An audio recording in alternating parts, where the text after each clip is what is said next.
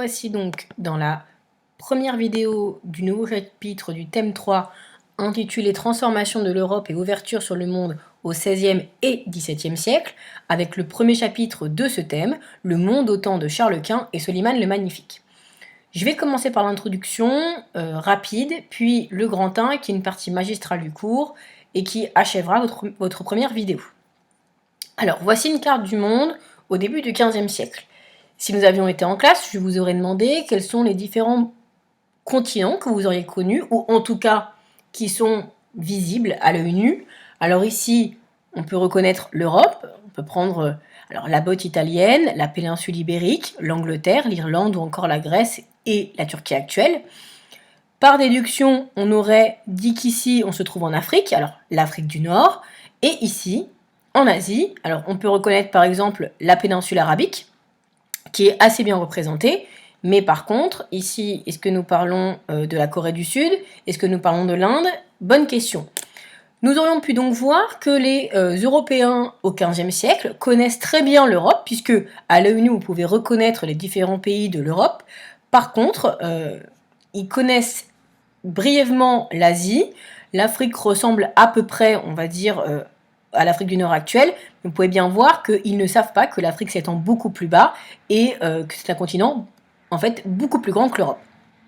Donc finalement, on a des connaissances géographiques assez partielles.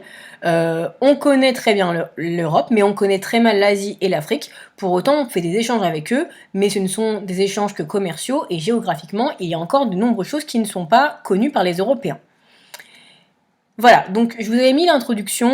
Avec le début du XVIe siècle, la plupart des nouvelles terres jusqu'alors inconnues des Européens ont été découvertes. Charles Quint et Soliman sont deux puissants souverains, l'un catholique, l'autre musulman, qui étendent leur empire par des conquêtes. Dans ce monde élargi, de très nombreux échanges se mettent en place et les rivalités se développent. Et la problématique, comment le monde se transforme-t-il au temps de Charles Quint et de Soliman le Magnifique? Alors, je suis obligée de commencer par une partie magistrale sur la recomposition de l'espace méditerranéen. Parce qu'on ne peut pas comprendre pourquoi est-ce que les Européens partent à la recherche de nouvelles terres, et notamment Christophe Colomb qui part à la recherche de nouvelles terres, alors on verra ça plus tard, sans comprendre ce qui se passe au niveau européen. Voilà votre empire carolingien et votre empire byzantin en 8e siècle. C'était le premier chapitre qu'on avait fait au début d'année. Donc l'empire carolingien, l'empire byzantin.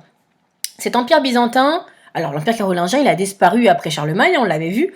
L'empire byzantin, lui, survit. Mais l'empire byzantin va s'effondrer en 1453 lorsque les Turcs attaquent la ville de Constantinople, qui était la capitale de l'empire byzantin, et prennent la ville de Constantinople. C'est la fin de l'empire byzantin. Et vont s'installer en fait à la place de cet empire, l'empire ottoman, qu'on peut réappeler empire turc, mais qu'on appelle ottoman à cette époque, et qui va finalement, c'est votre carte que vous avez ici, s'installer. Alors voilà, vous avez l'empire byzantin ici en violet, ici en vert, vous avez l'empire ottoman, et l'empire ottoman va s'étendre jusqu'à atteindre quasiment l'Autriche. Il va envahir toute la Grèce, il va occuper l'Égypte, il va occuper toute l'Afrique du Nord. Donc vous voyez que c'est un empire ottoman qui va s'étendre le long en fait de la Méditerranée.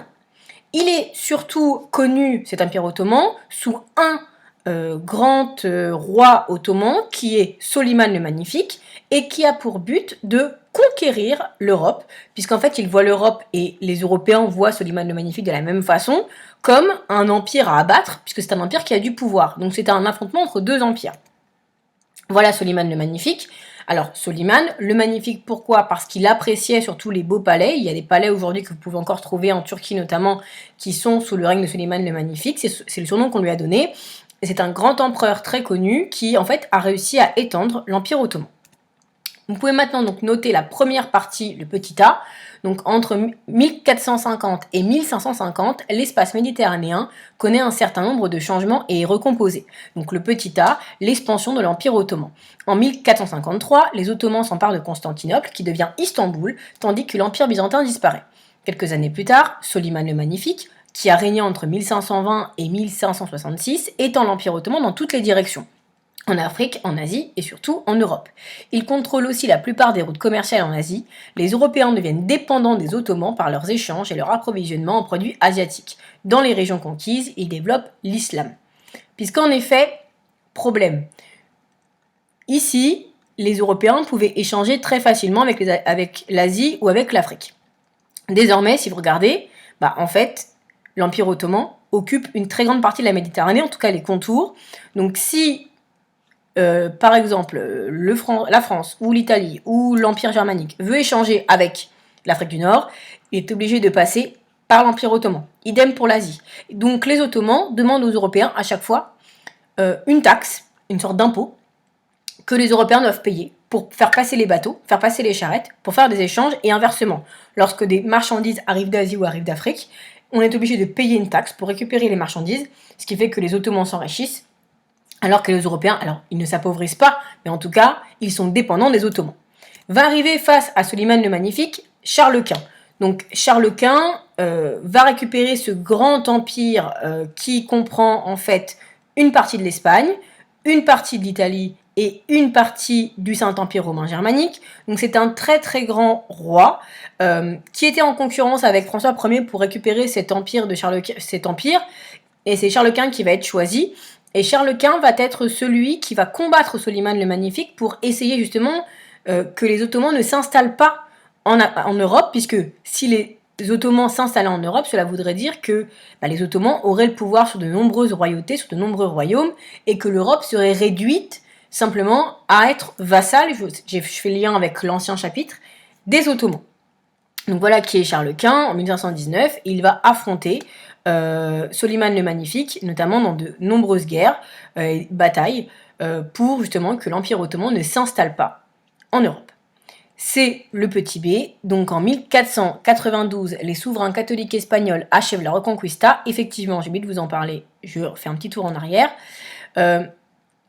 En fait, je vous rappelle, on l'avait vu dans le premier chapitre, les Arabes, puis les Ottomans, vont s'installer en Espagne. Les souverains espagnols vont au fur et à mesure récupérer leur territoire, c'est ce qu'on appelle la Reconquista. La Reconquista est une guerre vraiment sainte, puisque les Espagnols voient ça comme une guerre sainte, pour récupérer l'Espagne qui est désormais musulmane, et en 1492, l'Espagne redevient espagnole, entre guillemets, catholique. Donc leur petit-fils Charles de Habsbourg, 1516-1558, donc vous voyez c'est pareil que Soliman le Magnifique, hérite d'un immense empire comprenant l'Espagne, le sud de l'Italie, l'Autriche et les Pays-Bas. En 1519, il devient l'empereur du Saint-Empire romain germanique. Charles Quint souhaite alors réunir la chrétienté contre l'Empire ottoman. La Méditerranée devient dès lors un espace conflictuel où la flotte ottomane et les États chrétiens s'affrontent régulièrement. Voilà le contexte. Voilà pourquoi est-ce que les Européens vont partir à la recherche de nouvelles terres. Parce que les Ottomans les empêchent de faire du commerce, on va dire, librement. Et en plus de ça, l'Europe, désormais, est un espace conflictuel. Et qui dit guerre, qui dit conflit, dit très peu de commerce et donc très peu d'enrichissement. Donc nous passerons à la prochaine vidéo au grand 2 sur comment est-ce qu'on fait pour voyager. Et je vous remercie d'avoir écouté cette vidéo. Vous n'hésitez pas, je vous rappelle, si vous avez des questions, à m'envoyer des mails. Nous ferons le point par classe virtuelle. Bonne journée!